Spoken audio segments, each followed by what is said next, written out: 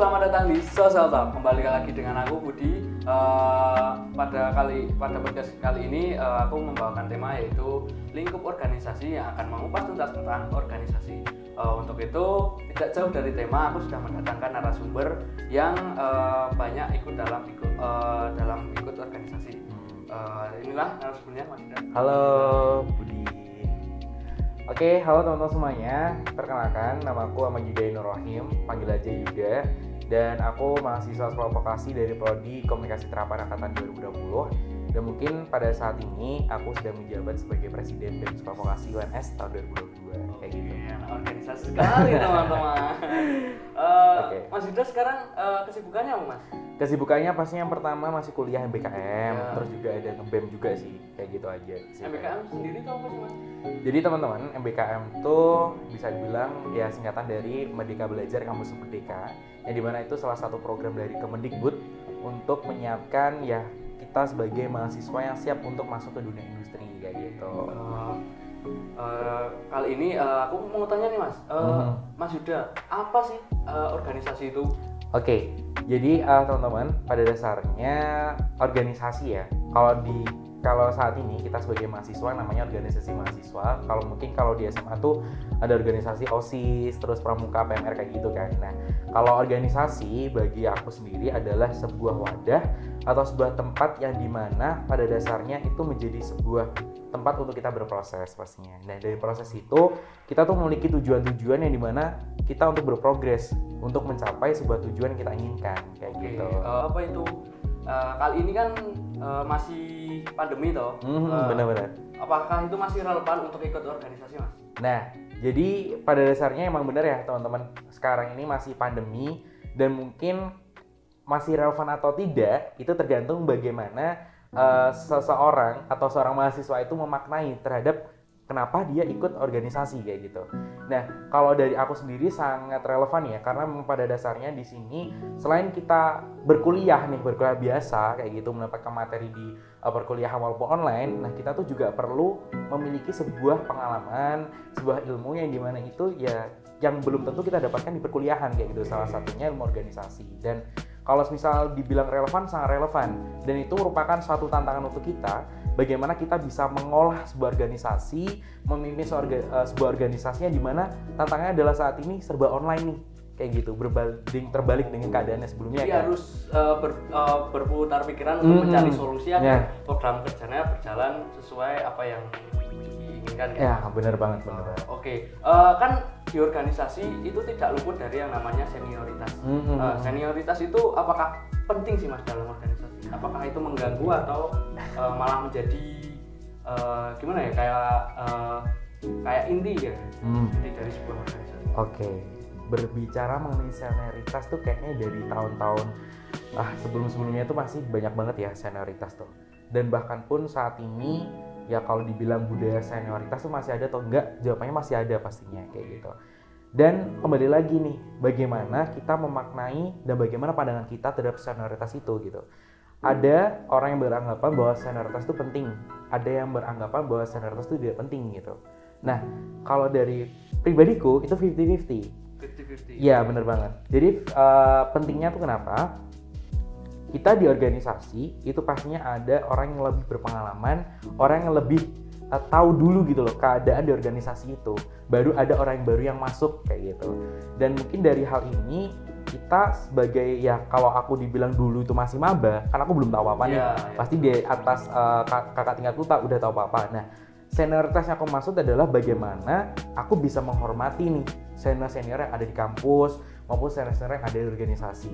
Nah, menghormatinya dalam arti karena ya posisi kita kalau di Jawa tuh bagaimana kita bisa menghormati orang yang lebih tua kayak gitu, sopan santunnya kayak gitu. Terus kalau senioritas di dalam sebuah hal yang dimana itu hanya sebagai sebuah branding terkait aku seniormu kayak gitu misalnya. Nah, itu adalah hal yang salah gitu.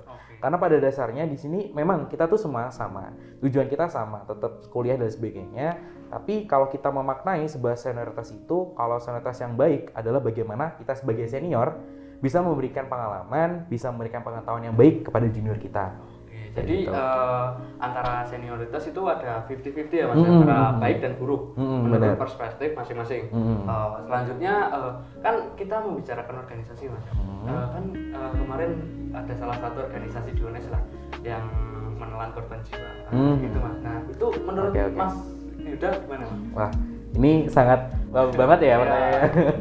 Oke, jadi teman-teman, itu benar ya, terkait berita yang ada di sini, kita tuh tidak berbicara mengenai sebuah opini atau hal yang mungkin belum tentu nih ada datanya, tapi ternyata di sini kan memang ada.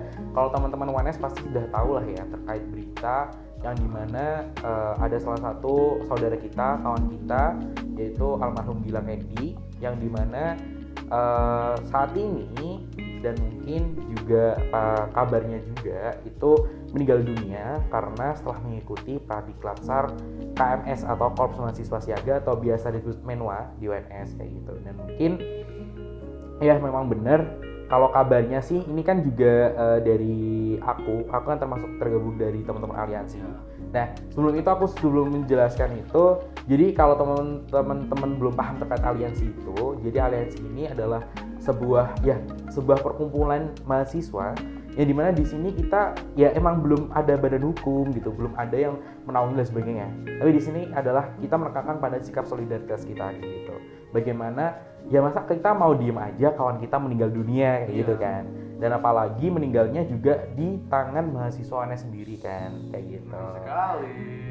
Dan juga memang benar yang dikatakan oleh Budi tadi terkait ada salah satu organisasi yang di UNS yang sudah dibekukan dan itu sudah langsung diutarakan oleh Bapak kita tercinta Bapak Rektor. Yang terkait yang sudah dibekukan itu ada Menwa atau bisa disebut KMS Korps Mahasiswa Siaga 905 Batalion 905 Jagal Bilawa kayak gitu. Kayak gitu sih. Kan pada waktu munculnya beredar meninggalnya Mas Gilang itu muncul berbagai macam kronologi. Yang pertama yang saya dapat itu kan ada yang namanya kronologinya itu pertama kesurupan, yang kedua kecapean, dan yang ketiga itu terkena popor senjata. Apakah itu benar mas? Yang benar itu yang mana? Oke. Pada dasarnya di sini mengenai sebuah kebenaran atau data yang ada benar-benar di sini kan kita nggak tahu ya, yang tahu hanya dari pihak Menwa, mungkin dari panitia peserta kayak gitu, dan mungkin pun di sini yang tahu juga Allah ya. Mungkin kan juga kalau misal keadilan di dunia tidak dapat mengadili, bahkan Allah pun juga sih mengadili ya gitu. Dan mungkin terkait kebenaran ya, terkait kebenaran tentang hal tersebut, kalau aku melihat di persidangan, karena juga di sini kan sebelum memasuki persidangan ada penyidikan nih, kayak itu dari polisi gitu. Nah berdasarkan itu kan ada beberapa saksi-saksi yang telah dipanggil kayak dari panitia, dari peserta, terus juga ada dari mungkin petinggi-petinggi kampus yang telah hadir pada kesaksian itu dan mungkin juga hadir pada saat dipanggil oleh ketua hakim kayak gitu. Nah dari hal itu, dari keterangan kalau dibilang ada hal yang bilang kesurupan, itu ada yang bilang. Terus ada yang bilang juga itu kena popor senjata, itu pasti karena hasil otopsi itu menjelaskan bahwasannya ada luka di bagian sini, bagian belakang kepala kayak gitu. Kena benda tumpul. Nah itu juga. Nah pada dasarnya juga untuk benar-benar kronologi lengkapnya, terus hasil otopsi yang benar-benar ini otopsinya kayak gini fixnya, itu masih ada belum kabar lebih lanjut. Belum ada titik terangnya lah. Bener. Dan ini masih menunggu vonisnya aja sih. Kan ini kemarin sudah dijatuhkan vonis dari terdakwa. Itu ada 2 terdakwa kan. Nah itu masing-masing terdakwa memiliki 7 tahun penjara kayak gitu. Sama jadi takut aja. Oke. Kan itu kasus yang cukup menggembarkan di dunia universitas lah. Nah, itu peran BEM SP dan ormawa lainnya itu bagaimana mas? Oke. Jadi teman-teman, sebelum masuk ke itu, aku izin untuk flashback ya. Iya, Jadi itu betul.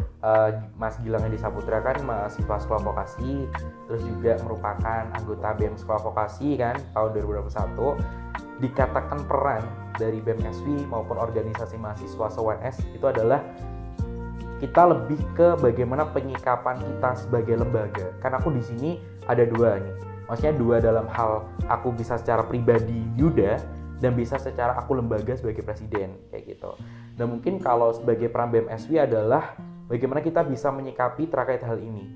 Pada dasarnya budaya militerisme di kampus tuh sangat juga tidak relevan dengan saat ini gitu loh. Kita di kampus itu tugasnya apa? Kuliah, belajar kan? Ya, belajar. Nggak ikut yang militarisme kayak di popor senjata, di apa tampar istilahnya tuh ada tamparan asmara atau lain sebagainya kayak gitu kan.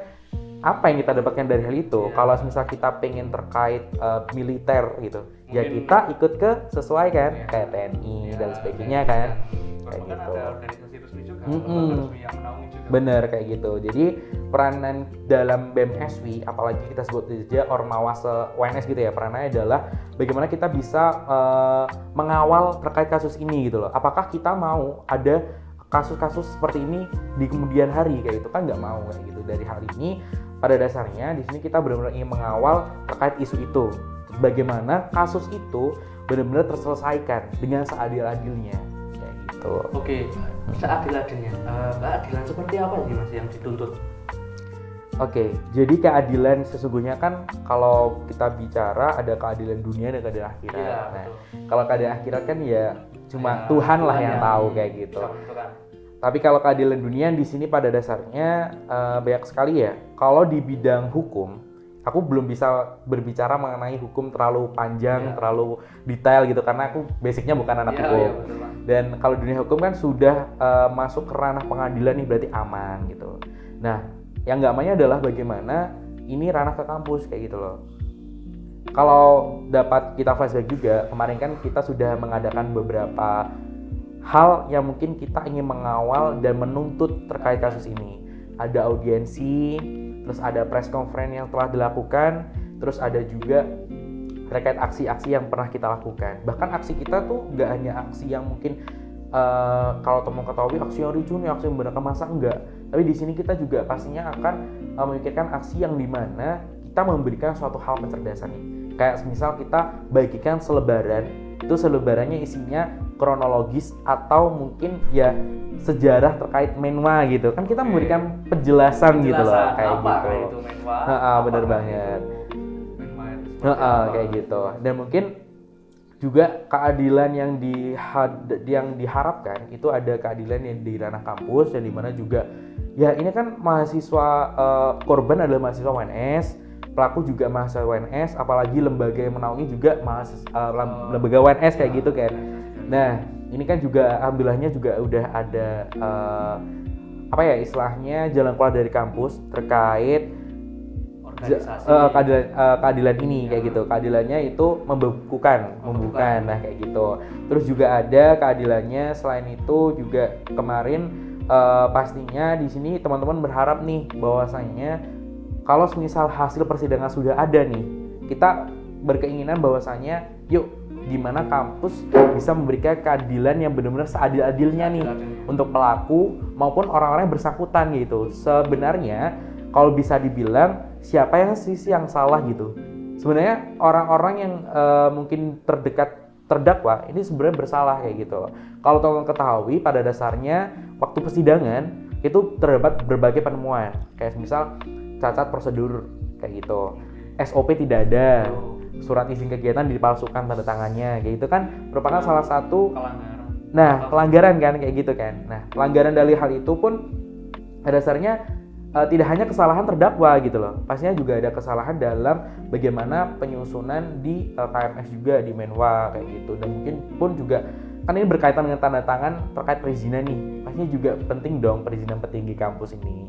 Jadi ya amat sangat kayak ternyata kayak gini, maksudnya banyak bukan hanya kita menyoroti terkait ini ada yang meninggal, tapi bagaimana kita menyoroti juga terkait budaya militerisme nih yang ada di dunia kampus itu. Dan keadilan yang kita inginkan adalah bagaimana budaya militerisme militerisme ini tuh tidak di UNS lagi gitu loh, karena emang kita relevannya dan butuhnya hanya pada dunia pendidikan kayak gitu. Bener banget kayak gitu sih. Oke, untuk teman-teman yang pengen ikut kemiliteran, jangan ikut Menwa. Ikut lembaga resmi yang sudah ada lisensinya. Oke. Bener. Selanjutnya Mas, kan kita sebagai mahasiswa, peran kita terhadap kasus tersebut gimana Mas? Apakah kita tidak peduli atau kita mengangkat kasus tersebut agar tidak tertelan oleh informasi yang ada? Oke. Oh iya, teman-teman, pada dasarnya di sini kami itu berjalan tidak sendiri ya. Masih mahasiswa berjalan tidak sendiri karena memang ranah kita tuh masih di ranah kampus gitu loh. Nah, kalau misal kita dukungan dan mungkin kenapa kok bisa ada aliansi Justice for Gilang gitu loh istilahnya.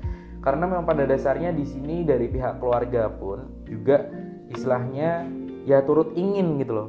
Ingin banget bagaimana caranya kasus ini terselesaikan gitu. Gak hanya pada pengadilan, bagaimana ke ranah kampus. Soalnya keluarga tuh benar-benar takut. Kalau misal ada korban-korban selanjutnya kayak gitu kan takut banget. Dan mungkin dari hal ini kita juga hanya tidak hadir keluarga.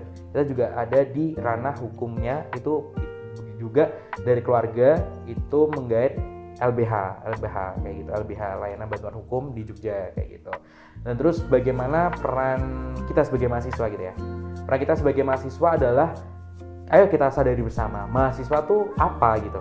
Kalau misal kita memaknai mahasiswa adalah ya orang yang belajar terus kuliah pulang kayak gitu kan ya kurang relevan. Karena sesungguhnya dari kita siswa SMA ke mahasiswa, di mana kalau kita ibaratkan maha ya bagaimana yang tinggi gitu. Siswa berarti ya bagaimana kita sebagai orang yang sudah melewati berbagai hal, apalagi kita sudah masuk ke gerbang dunia mahasiswa, itu adalah dunia yang sangat luas gitu loh.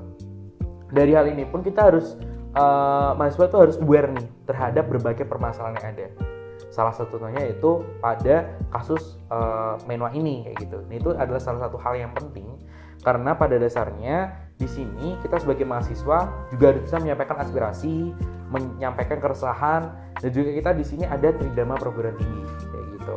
Dan mungkin kalau teman-teman tahu, jadi itu kalau KMS tuh sebenarnya sudah ada peraturannya. Maksudnya KMS memang tuh udah ada peraturan, yang dimana peraturan itu tuh peraturan yang sudah ada payung hukumnya kayak gitu, peraturan untuk berdiri gitu. Nah, tapi ada juga peraturan yang dimana dalam hal ini kalau misal sebuah organisasi mahasiswa itu melakukan sebuah kesalahan yang mungkin sampai menghilangkan nyawa seseorang, itu bakal ada sanksi-sanksinya kayak gitu. Nah, kalau teman-teman pengen tahu terkait peraturan-peraturan apa aja, terus sanksi-sanksi apa aja, dan mungkin teman-teman juga belum mengikuti kasus dari awal sampai sekarang, bisa banget nanti lihat di Instagramnya Justice for Gilang. Kalau tidak di Instagramnya Beasiswa Vokasi kayak gitu. Oke, terima kasih Mas Surya. Gini Mas, kan apa ya?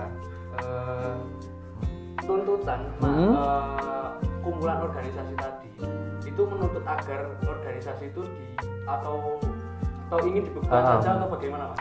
Oke. Nah, terkait hal itu ya, berarti tuntutan kita gitu ya. Nah, kalau tuntutan kita itu tuh sebenarnya dari waktu adanya kasus itu langsung itu kita menuntut beberapa hal, yakni salah satunya sebenarnya ada 3 poin. Nah, aku menjelaskan 3 poin ini ya. Jadi dalam 3 poin ini namanya adalah sikap kesepamahaman, yang dimana sikap kesepamahaman ini telah ditandatangani oleh 3 perwakilan. Ada perwakilan dari kampus, terus ada perwakilan dari keluarga, dan juga ada perwakilan dari mahasiswa kayak gitu. Dan mungkin dari sikap kesepahaman ini ada yang poin pertama ya terkait bagaimana poin transparansi dan tanggung jawab nih terhadap adanya kasus ini gitu loh. Yang kedua juga terkait tanggung jawab juga nih kayak gitu. Nah, yang terakhir ini poinnya adalah pembahasan terkait poin pembubaran Menwa. Jika itu benar-benar Menwa terbukti bersalah gitu, itu patut untuk dibubarkan berdasarkan peraturan rektor. Karena ya itu sampai menghilangkan nyawa itu. Benar banget. Oke, ini kan sudah selesai Mas ya. Apakah ada pesan untuk teman-teman semua Mas? Ada hal ini? Oke, pesanku ini aja sih, buat teman semuanya, buat teman mahasiswa, apalagi habis ini ada mahasiswa baru. Ya, mungkin di sini aku lebih menekankan bahwasannya kita tuh patut untuk belajar untuk menghadapi ujian kita sebagai mahasiswa gitu loh. Walaupun orang berpikir mahasiswa tuh enak nih, bebas, terus bisa kemana-mana gitu. Itu enggak ya. Pada dasarnya kita di sini harus bagaimana bisa membentengi diri kita. Kita harus tahu nih organisasi apa yang baik untuk kita ikuti, organisasi apa yang memiliki tujuan yang baik untuk kedepannya, dan organisasi apa yang dapat untuk mengembangkan skill kita kayak gitu. Contohnya kan dari teman HMPS perpajakan nih, salah satu organisasinya mungkin di sini benar-benar nih mengembangkan potensi mahasiswa kayak gitu. Dan mungkin pesan selanjutnya ya jadilah sebagai mahasiswa yang kritis, mahasiswa yang peduli terhadap berbagai persoalan. Tidak hanya bagaimana kita kuliah terus pulang itu enggak, tapi bagaimana kita bisa memberikan suatu hal, karena di sini kita adalah aset bangsa Indonesia kayak gitu. Gitu aja sih kalau dari aku.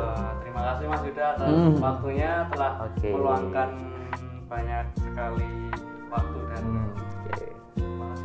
Oke, terima kasih juga ya buat teman-teman HMPS Perpajakan, dan keren banget sih kegiatan kali ini, dan mungkin juga terus semangat buat kedepannya, dan pastinya kegiatan ini bisa diteruskan kemudian hari. Next episode lagi Mas ya? Waduh, boleh sih, boleh.